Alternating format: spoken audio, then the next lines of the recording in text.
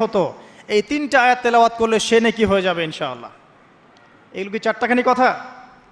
সূরা কাহাফ, সূরা কাহাফের প্রথম 10টা আয়াত, শেষের 10টা আয়াত যে ব্যক্তি মুখস্থ করবে এবং আমল করবে এবং জুমার দিন এটা তেলাওয়াত করবে, সেই ব্যক্তির জীবদ্দশায় যদি দাজ্জাল বের হয়, দাজ্জাল কোন দাজ্জাল? মাসিহুদ দাজ্জাল, সবচেয়ে বড় ফিতনা।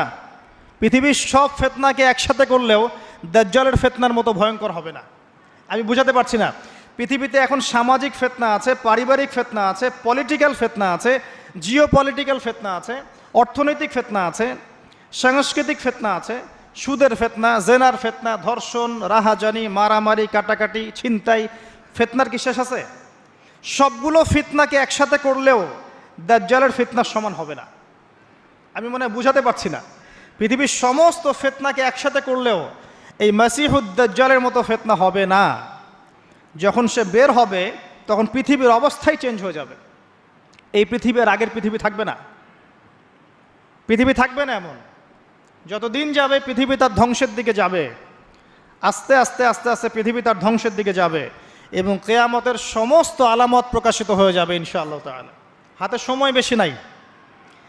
সেই 1400 বছর আগে নবীজি বলেছেন যে আমার উম্মত আর কিয়ামতের মাঝখানের দূরত্ব হচ্ছে আসর থেকে মাগরিবের ওয়াক্তের মতো। বুঝাতে পারছি না? আসরের ওয়াক্ত, এই যে এখন আসরের ওয়াক্ত, মাগরিব হতে কতটুকু সময় বাকি আছে? 1.5 ঘন্টা, 2 ঘন্টা। আল্লাহর কাছে উম্মতে মুহাম্মাদি এবং কেয়ামত আর উম্মতে মুহাম্মাদি এর মাঝখানে দূরত্ব হচ্ছে আসর থেকে মাগরিবের মতো। তাহলে কতটুকু সময় বাকি আছে আপনি ভাবেন। এই হাদিসটা বলেছেন নবীজি 1400 বছর আগে, আমি 1400 বছর পরে বললাম, তিনি 1400 বছর আগে কথা বলেছেন। তো যাই হোক, শেষ জামানার সবচেয়ে বড় ফিতনা হচ্ছে মাসিহুদ দাজ্জাল। ওই দাজ্জালের ফিতনা থেকে আপনাকে বাঁচাবে সূরা কাহফ। কিন্তু আপনাকে বিশুদ্ধ করে তেলাওয়াত করা শিখতে হবে আগে। সূরা আলে ইমরানের শেষের 10টা আয়াত রাতের বেলা তিলাওয়াত করা সুন্নাহ, সারা রাত নফলের নেকি পাওয়া যায়।